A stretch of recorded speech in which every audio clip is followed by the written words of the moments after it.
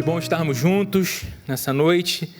Eu quero convidar você a abrir a sua Bíblia comigo, ou ligar a sua Bíblia, ou apenas acompanhar o texto que será projetado aqui no vídeo wall. Se encontra no Evangelho de Marcos, capítulo 6. Nós vamos ler do verso 45 até o verso 51. É uma passagem muito conhecida da Bíblia, um texto riquíssimo em ensinamentos para as nossas vidas, e eu queria compartilhá-lo com você na noite de hoje. Evangelho de Marcos, capítulo 6, a partir do verso 45, diz assim a Bíblia: Logo em seguida, Jesus insistiu com os discípulos para que entrassem no barco e fossem adiante dele para Betsaida, enquanto ele despedia a multidão. Tendo-a despedido, subiu a um monte para orar. Ao anoitecer, o barco estava no meio do mar e Jesus se achava sozinho em terra. Ele viu os discípulos remando com dificuldade, porque o vento soprava contra eles. Alta madrugada, Jesus dirigiu-se a eles andando sobre o mar, e estava já a ponto de passar por eles.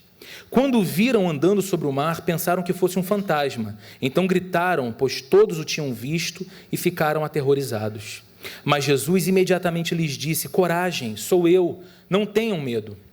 Então subiu no barco para junto deles, e o vento se acalmou, e eles ficaram atônitos. Até aqui, vamos orar mais uma vez juntos. Senhor, louvamos o Teu nome por essa noite, louvamos o Teu nome por tudo que o Senhor faz em nós e por tudo que o Senhor faz nessa igreja.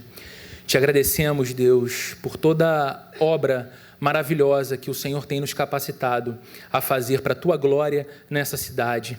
Te agradecemos porque a cada domingo muitas famílias, muitas pessoas, muita gente chega a esse lugar e tem um encontro com a Tua graça, tem um encontro com a consolação que tanto necessitam, com a esperança, com a alegria, com a fonte suprema de todo amor, de toda alegria.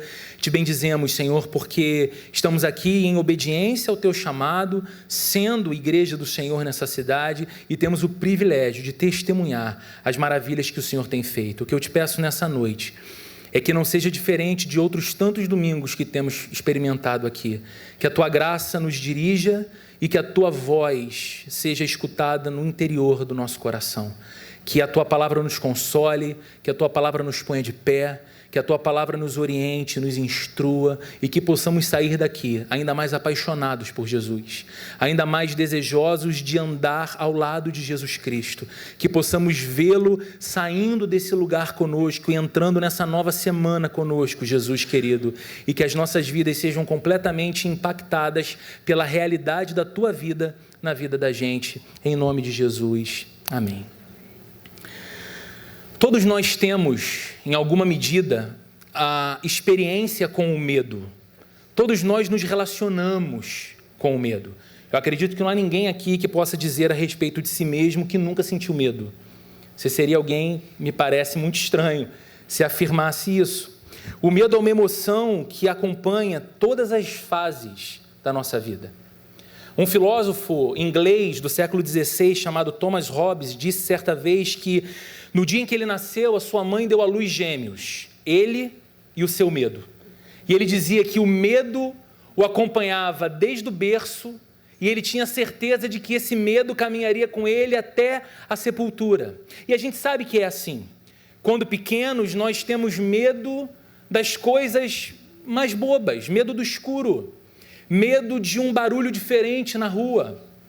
Algumas pessoas vão crescendo e o medo delas vai se modificando. As razões que geram medo vão sendo modificadas, mas o medo nos acompanha. O medo, sem sombra de dúvidas, é uma emoção importante, porque ele garante também a nossa sobrevivência. Eu tenho um amigo que por anos foi da CORE, a tropa de elite da Polícia Civil do Rio de Janeiro.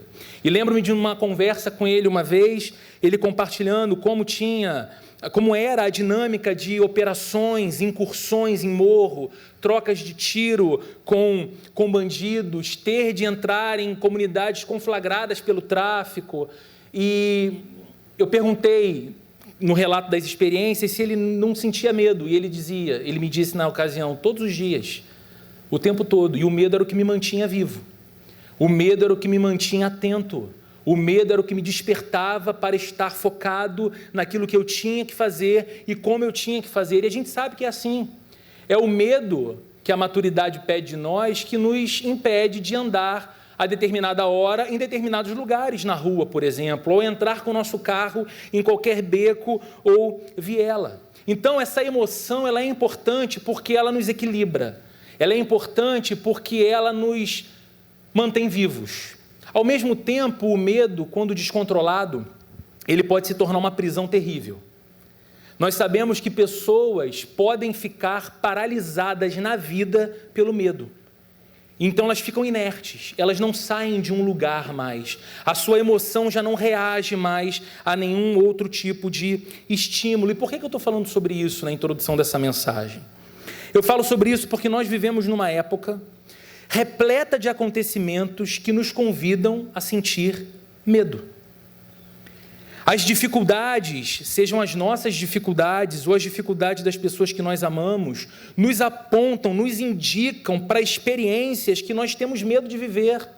E quando as dificuldades não são as nossas ou de alguém que amamos, são as dificuldades que a mídia nos apresenta. Porque assistimos telejornais, acessamos a internet, temos acesso aos noticiários.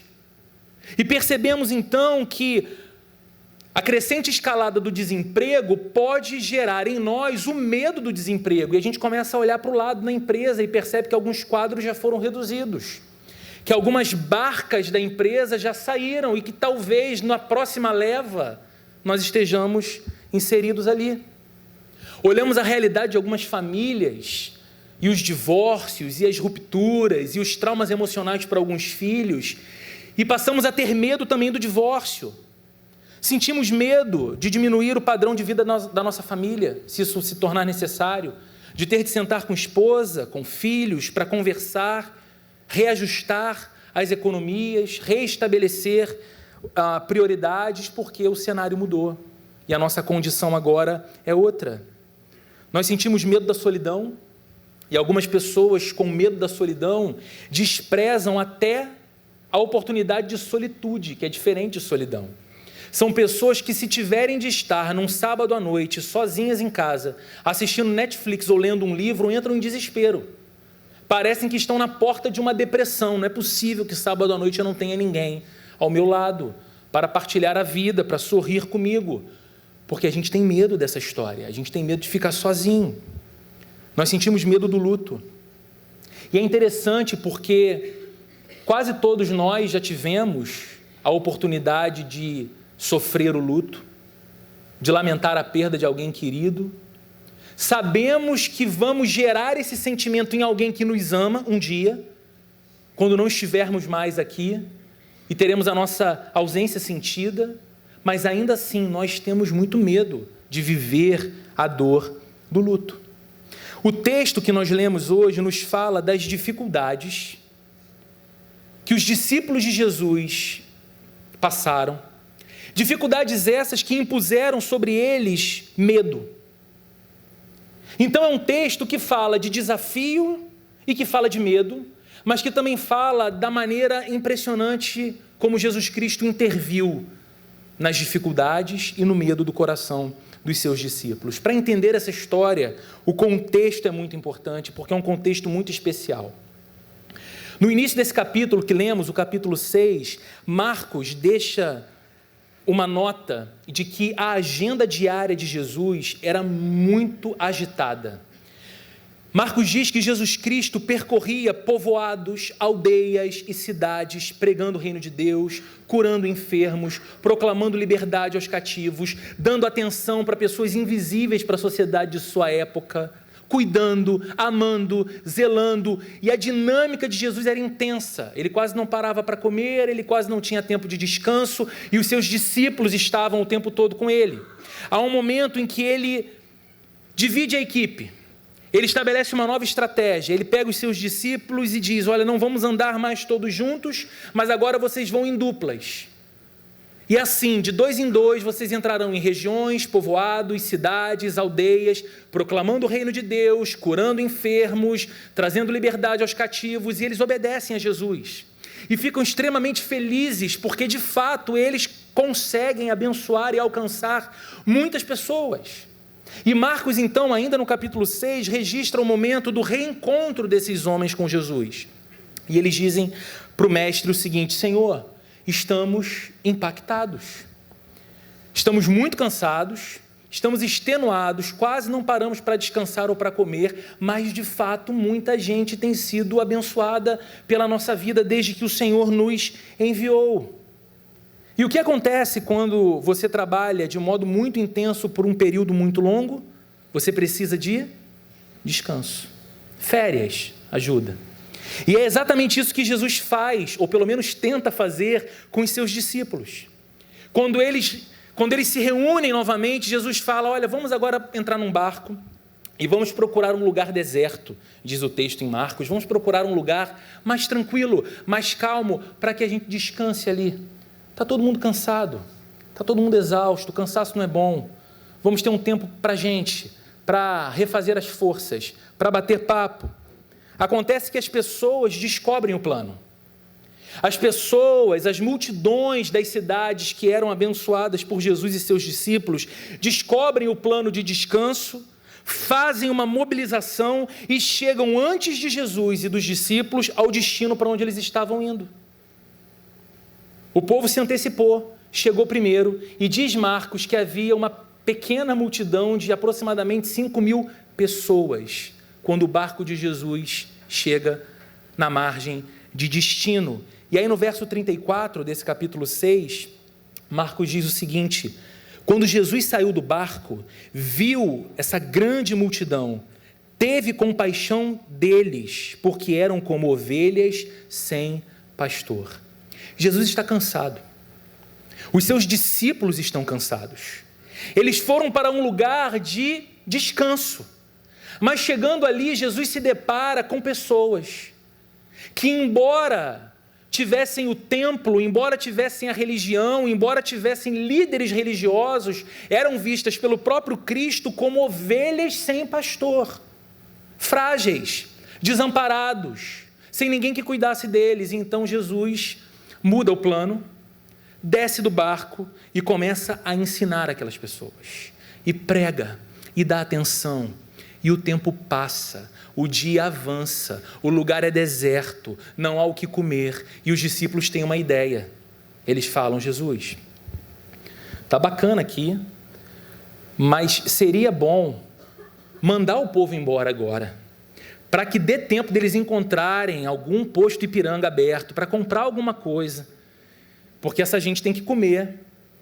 E alimentar essa multidão aí vai ter um custo de uns 200 denários. 200 dias, o valor correspondente a 200 dias de trabalho braçal de um homem. Ou seja, não dá para resolver esse problema. Jesus pergunta então para os discípulos: o que é que vocês têm aqui? Olha, Jesus, fizemos aqui o levantamento, nós temos 5 pães, temos 2 peixes, e eu acho que esses 5 pães e 2 peixes dão conta de alimentar a gente, mas não dão conta de alimentar o povo. Jesus pega pães e peixes, dá graças ao Pai pelo alimento, entrega aos discípulos e diz para que os discípulos sirvam a multidão. É a primeira multiplicação dos pães e peixes, um grande milagre feito por Jesus Cristo. Ao final desse episódio, em que todos estavam alimentados, a Bíblia diz no Evangelho de Marcos que 12 cestos cheios de pães e peixes sobraram. E é aí que a gente entra na passagem dessa noite que lemos, porque logo em seguida, como diz o verso 45, Jesus insistiu com os discípulos para que entrassem novamente no barco e fossem adiante dele para Betsaida, enquanto ele despedia a multidão. O que aconteceu com o descanso? Já era. Acabaram as férias com o trabalho. A gente veio para repousar, não vamos mais ficar aqui. Façam o seguinte: entrem no barco, vão indo lá para Betsaida, que depois eu encontro vocês. Eu vou despedindo o povo aqui. Eu vou me despedindo dessa turma que ainda está aqui. O que se destaca aqui é que, mais uma vez, parece que a obediência a Jesus lança os discípulos num grande problema. Porque 2 capítulos antes, aqui mesmo em Marcos, os discípulos enfrentam uma tempestade no meio do mar. Porque Jesus, ao despedir também uma multidão para a qual ele pregava, diz: vamos agora entrar no barco e vamos para outra margem. Jesus está cansado e dorme. E os discípulos navegam, e vem uma terrível tempestade que assola o barco, e eles acordam a Jesus, cheios de fúria e de censura, porque aparentemente o fato de obedecerem a Jesus os colocou no meio de uma terrível tempestade. E agora de novo, mas com um agravante: Jesus não está no barco dessa vez. Parece jogo de videogame, que você tem a primeira fase, você chega no final, ganha do chefão, e aí quando entra na segunda fase, o nível muda, está mais difícil. E agora o nível é tempestade sem Jesus no barco. Mas já aqui, embora essa não seja a ênfase que eu quero trabalhar com você nessa noite, nós temos uma lição importante a extrair. A lição de que a presença de problemas em nossas vidas não significa que nós estamos fora dos propósitos de Deus, e também não significa que Deus esteja indiferente aos nossos problemas e às nossas dores. Porque aqui estão discípulos de Jesus, homens obedecendo a Jesus Cristo, homens que não questionaram a sua ordem quando ele disse: olha, entrem no barco, vão para Betsaida que depois eu chego, se de Uber, mototáxi, não importa, vão e eu chego depois. E eles obedecem, e a obediência os coloca diante de um problema.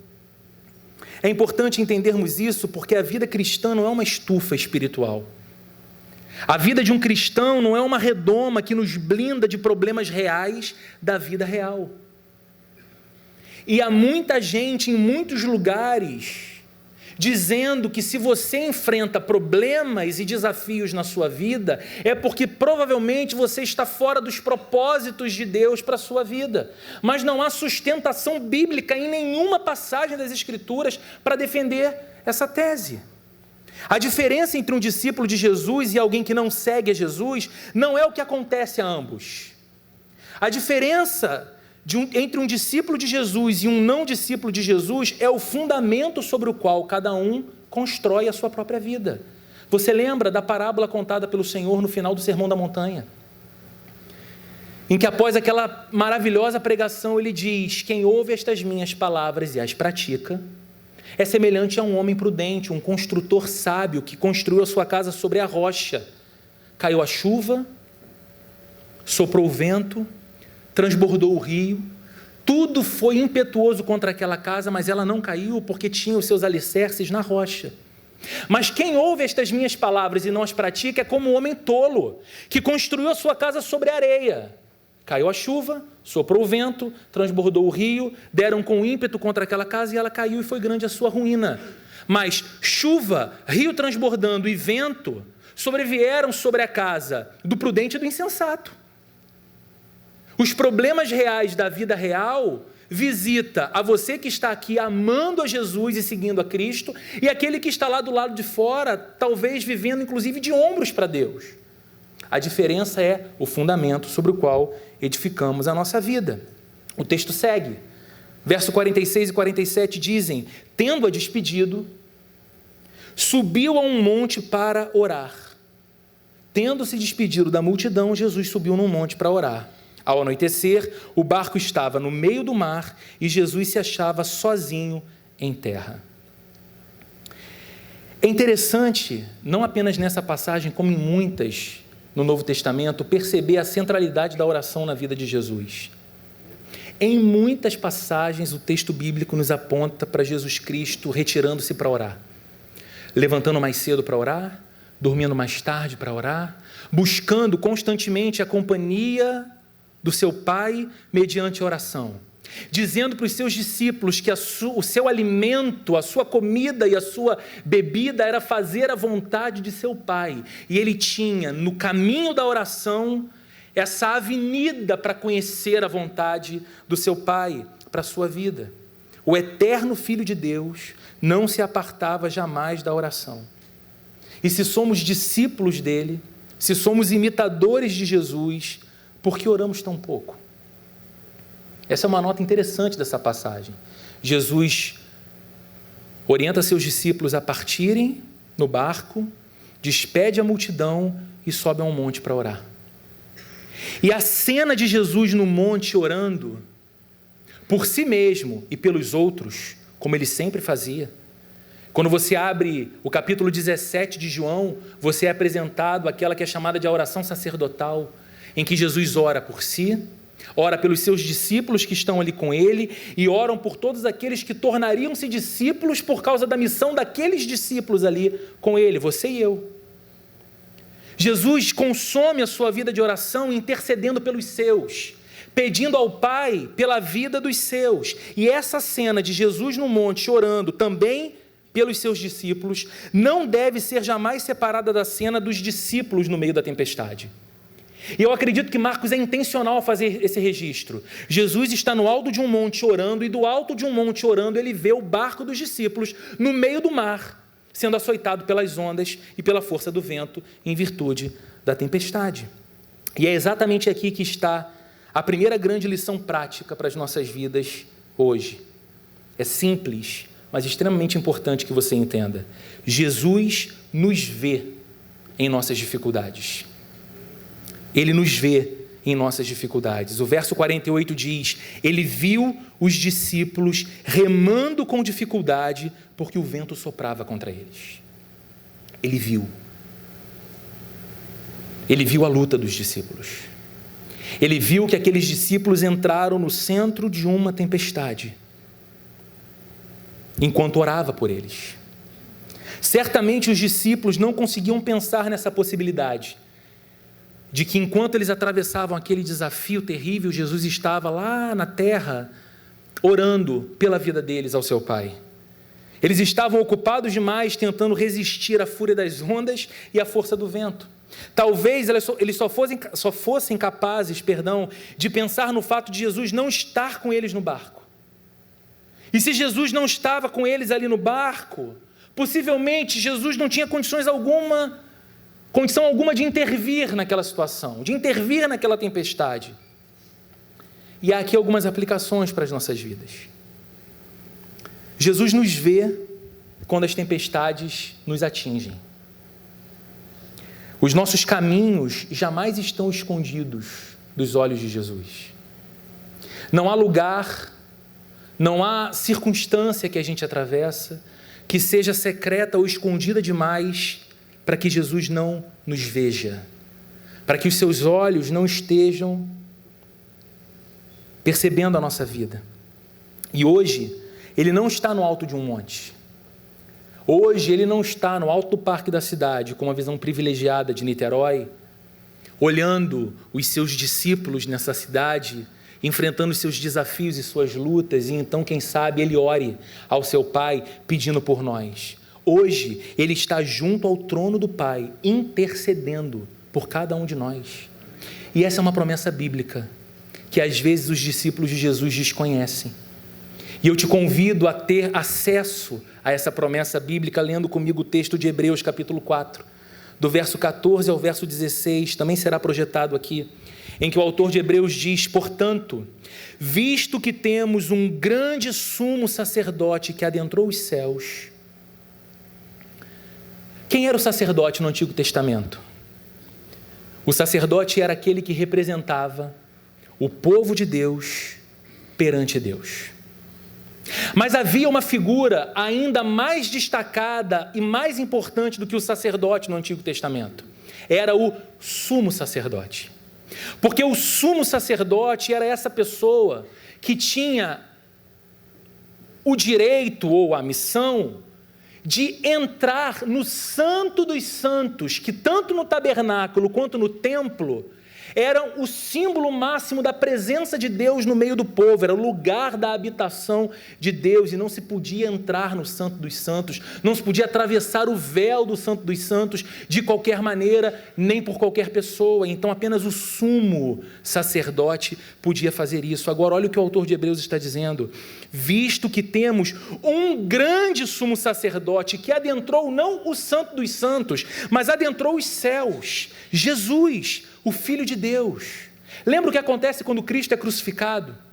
Quando ele rende a sua vida na cruz por nós, e a Bíblia diz que no templo o véu se rasga de cima a baixo, numa clara mensagem de que aquilo que separava o homem de Deus estava sendo eliminado pela obra de Cristo na cruz. Ele é o grande sumo sacerdote que entrou nos céus.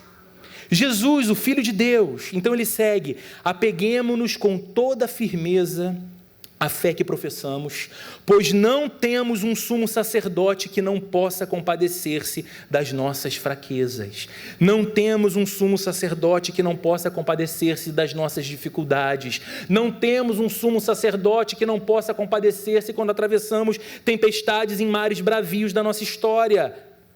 Mas sim alguém que, como nós, passou por todo tipo de tentação, porém sem pecado. Assim, aproximemo-nos do trono da graça com toda a confiança, a fim de recebermos misericórdia e encontrarmos graça que nos ajude no momento da necessidade. Olha que coisa linda, gente. Estamos falando que Jesus nos vê em nossas dificuldades. Mas quem é este que nos vê em nossas dificuldades? Não é um ser celestial que tem um interesse curioso sobre a nossa história. Não é um grande Big Brother que assiste aos nossos dramas e em algum momento vira para o anjo e fala: agora corta para a câmera 18 que eu quero ver de um outro ângulo a tristeza dele, a dor dela. Não, é alguém capaz de compadecer-se de nós. Alguém que olha para nós com atenção e com amor. E é por isso que o seu coração pode descansar. E é por isso que hoje você pode dar uma voz de comando contra o medo que tem se instalado na sua alma, mediante o fato de que Jesus sabe onde você está. Jesus sabe como você está. E Jesus sabe para onde vai levar você. Ele disse para os discípulos: entrem no barco e remem até Betsaida. Ele disse que os discípulos chegariam a Betsaida e não ao fundo do mar. Ele garantiria essa promessa. Então que o seu coração descanse no fato de que você não está solto ao acaso, nem solto ao vento das circunstâncias que sopram violentamente contra a tua vida. Mas Jesus olha para você nas suas dificuldades e Ele sabe onde você está. Ele sabe como você está. E só Ele sabe onde está levando você. E Ele há de levar. Segunda e última lição que esse texto nos ensina para essa noite é que Jesus não apenas nos vê em nossas dificuldades, mas Jesus também nos socorre em nossas dificuldades. Veja o que diz a segunda parte do verso 48. Alta madrugada, Jesus dirigiu-se a eles andando sobre o mar. É interessante demais a maneira como Marcos descreve isso aqui. Primeiro ele diz, alta madrugada. Mas se você tenta pensar na história toda, você imagina que enquanto Jesus alimentava a multidão com o milagre da multiplicação dos pães e peixes, o dia ia findando. Mas ainda com um dia claro, talvez, com o sol se pondo, ele diz aos discípulos: olha, entrem no barco e atravessem para o outro lado. Atravessem, remem até Betsaida. E ele fica ali ainda despedindo a multidão. Depois ele sobe num monte para orar. E ele está falando com seu pai. Ele está orando. Do alto do monte ele vê o barco no meio do mar em dificuldade. Mas aí Marcos dá esse detalhe para a gente. Alta madrugada. Parece que ele esperou. Parece que não foi o pessoal está em apuros. Vou lá defendê-los. Vou lá socorrê-los agora. Parece que ele esperou. E Marcos diz, alta madrugada, Jesus dirigiu-se a eles, andando sobre o mar. Talvez aqueles homens, enquanto lutavam contra a violência do mar, fossem capazes de lembrar da outra tempestade que fora dissipada por Jesus pouco tempo antes. E lembrando daquele episódio, mesmo sem a presença de Jesus agora com eles no barco, é possível que eles crescem numa intervenção divina em seu favor. Esses homens estavam caminhando com Jesus. Eles mesmos oravam e pessoas eram curadas. Eles mesmos pregavam o reino de Deus e gente era abençoada. Então eles criam, certamente eles criam na intervenção divina. E quem sabe, após tentar sobreviver à tempestade, eles agora estivessem orando mesmo, clamando aos céus por misericórdia, pedindo a Deus uma intervenção. para que o mar acalmasse, para que as ondas diminuíssem, para que o vento parasse de soprar, para que o barco parasse de girar. Mas certamente eles não imaginavam que a intervenção de Jesus fosse assim tão inusitada. Vir a eles andando sobre a água, andando sobre o mar. Eu sempre gosto de me transportar para a cena do texto, pelo menos eu tento fazer isso. Imagine os ventos fortes soprando contra aquele barco. Imagine as grandes ondas atingindo violentamente aquele barco. E do lado de dentro, homens cansados, frustrados porque saíram de férias e não tiraram férias, cheios de medo agora, pedindo a Deus uma intervenção no seu desespero, diante de um mar que naquelas circunstâncias mais se parecia com um gigante imbatível. Imbatível. As ondas suplantavam toda a capacidade de resistência dos discípulos. Era como se eles pensassem resistir em vão. Lutar é apenas perder força. É apenas acumular desespero e agonia.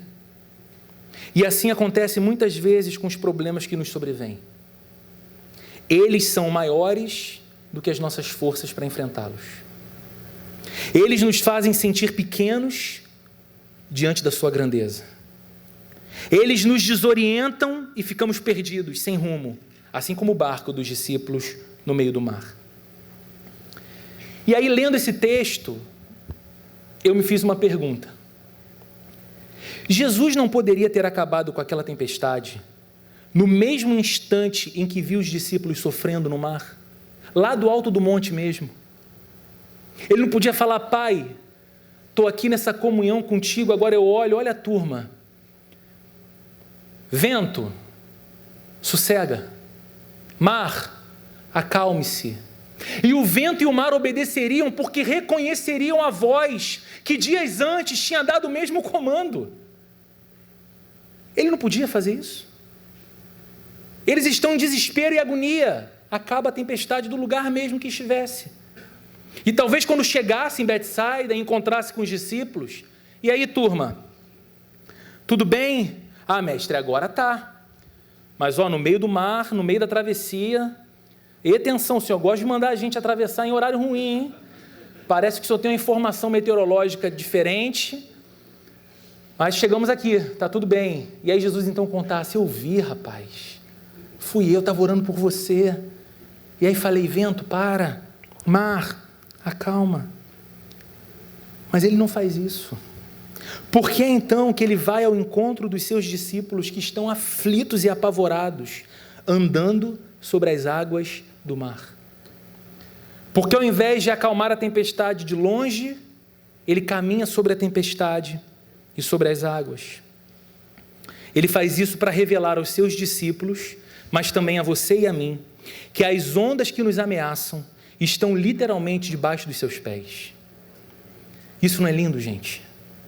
Aquilo que nos aterroriza, aquilo que nos faz perder o sono, aquilo que nos angustia o peito, olhamos e falamos: essa onda é gigante demais para mim, esse vento é forte demais para que eu me mantenha de pé, a minha vida parece que entrou numa rota de desorientação absoluta.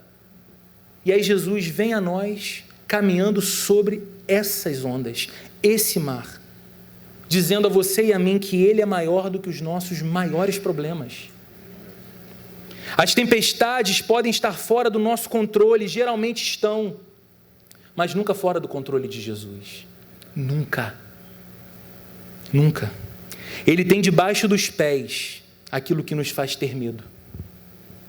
Foi por isso que Ele foi até os seus discípulos andando sobre o mar, porque o mar era o pavor dos discípulos. A tempestade era o que colocava medo nos discípulos. Pode ser que você esteja lidando com um grande desafio nos últimos dias. Pode ser que você esteja enfrentando um grave problema na sua vida. Talvez seja o seu caso, a esperança de socorro já se dissipou do seu coração. Porque você tem se esforçado, remado, mas o vento e as ondas continuam apontando que seu casamento está afundando. Você se esforça e luta, mas o seu emprego continua por um fio.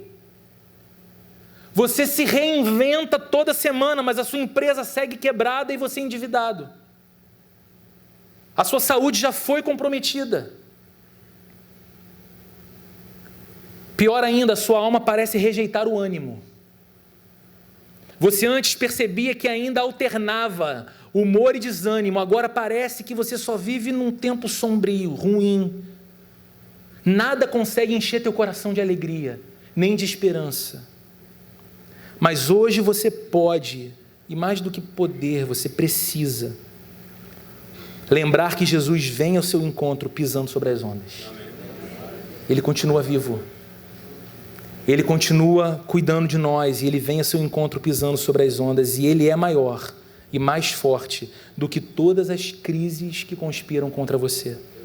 Diante dEle tudo se dobra, tudo. Diante dEle o mar se curva, o vendaval se curva, tudo que é criado se curva, os anjos e os demônios se curvam. As circunstâncias contrárias da tua vida também se curvarão. E eu quero concluir convidando você a ler comigo os últimos versos, do 49 ao 51. Quando viram andando sobre o mar, pensaram que fosse um fantasma. É incrível como o medo desperta os cenários mais alocados na nossa mente. Quando viram andando sobre o mar, pensaram que era um fantasma, então gritaram, pois todos o tinham visto, ficaram aterrorizados. Fosse a visão de um, já ficou louco. Mas todo mundo viu e gritou. Mas Jesus imediatamente lhes disse, coragem. Algumas versões dizem, tem de bom ânimo. Sou eu, não tenham medo. Então subiu no barco para junto deles, e o vento se acalmou, e eles ficaram atônitos. É interessante que Jesus aqui não dirige a sua palavra primeiro ao vento ou ao mar. Ele dirige a sua palavra primeiro aos discípulos. Ele diz, coragem, sou eu, não tenham medo. Porque ele sabia que a pior tempestade não estava do lado de fora do barco, mas dentro do coração daqueles homens.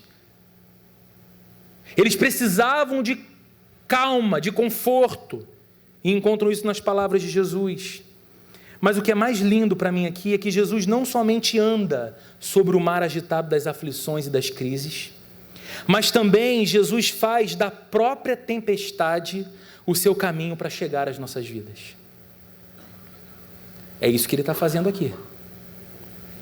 Foi no meio da tempestade e trilhando a tempestade que ele se aproximou de seus discípulos. E se você é um discípulo de Jesus, com certeza, você é capaz de lembrar dos episódios em que se viu assolado pelas ondas de preocupações e pelo vendaval dos problemas. E ali, no meio do caos, Jesus veio ao seu encontro para te socorrer. Talvez você seja um em nosso meio que diga, foi exatamente no meio de uma tempestade terrível que eu conhecia Jesus. Quando a minha alma já se negava o consolo, quando não tinha mais caminho para mim, então eu vi mais nitidamente a graça e o amor dele me convidando e me pacificando. E tudo mudou. Se essa é a sua história, se você já caminha com Cristo dessa forma e atravessa hoje um tempo difícil, cruza hoje uma tempestade ruim, lembre-se, não será diferente agora. Aquele que veio ao seu socorro uma vez e acalmou as tempestades, fará de novo, virá de novo. Hoje, ele apenas fala ao seu coração aflito, como falou aos discípulos aterrorizados, coragem, sou eu, não tenham medo.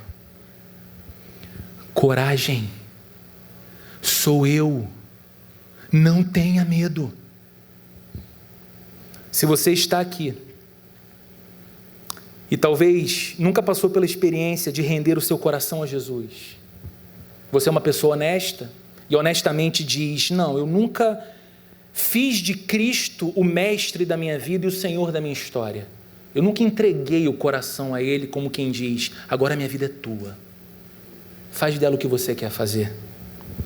Mas olha para a sua vida e percebe que está cansado de lutar contra tempestades sempre maiores que você, sempre mais fortes do que você. Eu creio com todo o meu coração que foi Jesus mesmo quem trouxe você aqui nessa noite.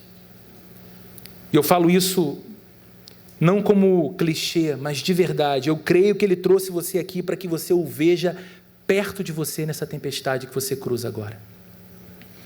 Que você escute a voz dele dizendo: coragem, sou eu que estou aqui. Não é uma figura fantasmagórica, não é algo para você temer, não é algo para você se desesperar. Sou eu, o teu resgatador. Coragem, sou eu, não tenha medo. Então ele chama você pelo nome. Ele mostra quanto se importa com a sua história, porque ele conhece a sua história e ele está disposto a fazer o que fez com os discípulos. Então subiu no barco para junto deles e o vento se acalmou. É o que ele quer fazer na tua história. Subir nesse barco desgovernado dessa vida assustada que você leva e dar governo para ela, dar condução para ela, preencher teu coração aflito de paz e de esperança. O texto de Marcos é um pouco mais econômico do que o texto de Mateus.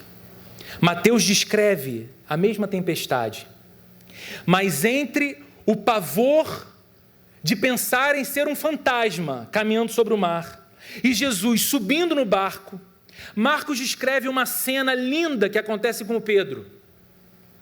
Porque o Pedro era mais...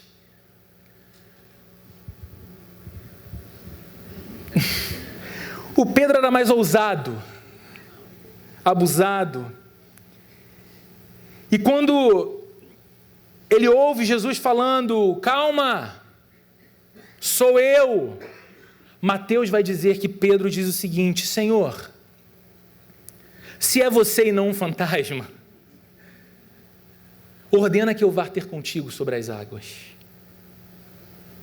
E Jesus fala: vem, Pedro. Pedro nunca surfou, embora fosse pescador. Coloca um pé para fora, segurando bem, firme no barco. Carne trêmula. Ele coloca um pé para fora, mas é firme. Ele tira o pé e coloca o outro. E Mateus diz que Pedro olha para Jesus fixamente. E olhando para Jesus fixamente, ele caminha na direção dele sobre as águas, assim como Jesus estava. E aí é um ponto que Mateus diz: mas percebendo Pedro a força do vento e a fúria do mar, temeu e começou a afundar. Pediu por socorro, Cristo resgata, o coloca no barco e entra no barco com ele. Enquanto Pedro olhou para Jesus, no meio da tempestade, ele também andou sobre a tempestade. Quando as circunstâncias terríveis à sua volta capturaram seu coração mais do que a imagem do Cristo poderoso diante dele, dizendo: vem na minha direção, Pedro. Quando essa imagem capturou seu coração, ele sucumbiu. Assim acontece conosco.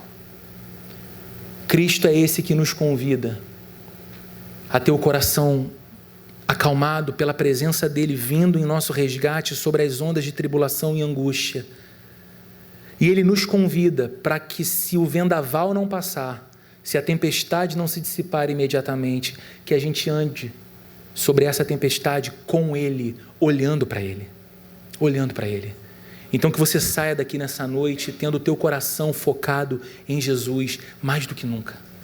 Que talvez as tempestades e as dificuldades que aguardam você nessa semana sejam encaradas por você de modo diferente, porque você saiu daqui decidido a olhar menos para a onda, a olhar menos para o mar revolto, a perceber menos a força do vento e olhar mais para Jesus. Esse que diz para você: coragem, sou eu, não tenha medo.